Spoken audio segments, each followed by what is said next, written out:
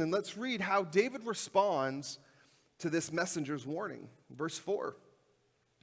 Then David sent messengers to get her. She came to him, and he slept with her.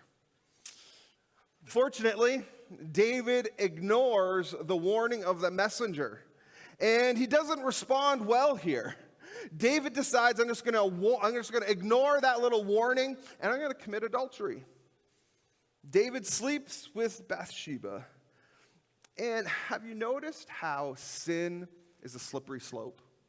Like it's a slippery slope. You realize that David did not start out with adultery.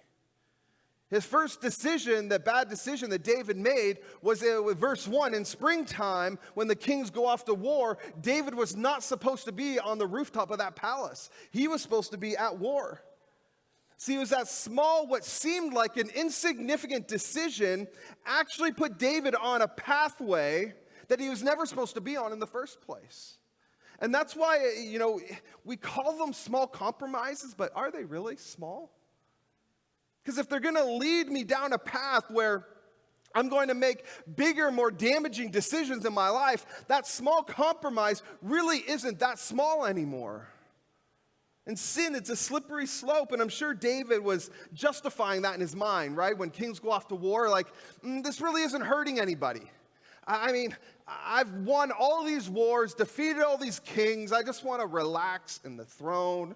It's my kingdom. Joab is, a killer warrior. He's got it, and he justified those decisions.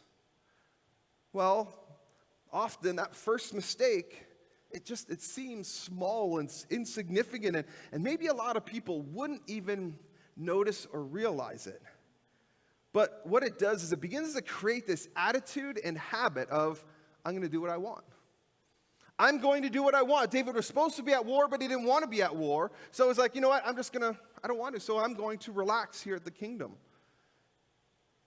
David wanted to maybe enjoy the nice weather, just coming out of the winter rainy season, enjoy the flowers blooming. But have you ever found yourself compromising?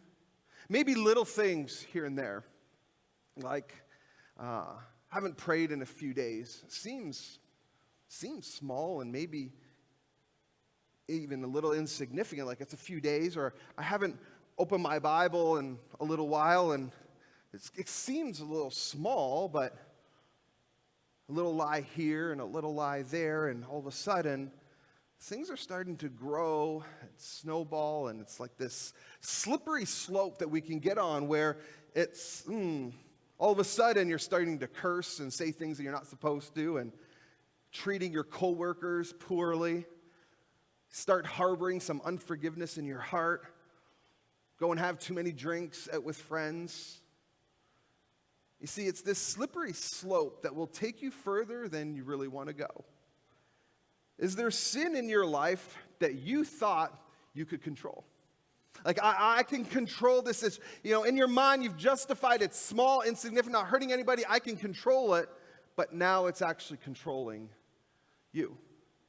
Is there a decision that you made weeks or even months ago that you thought wasn't that big of a deal, but it began this slippery slope and has landed you in bondage?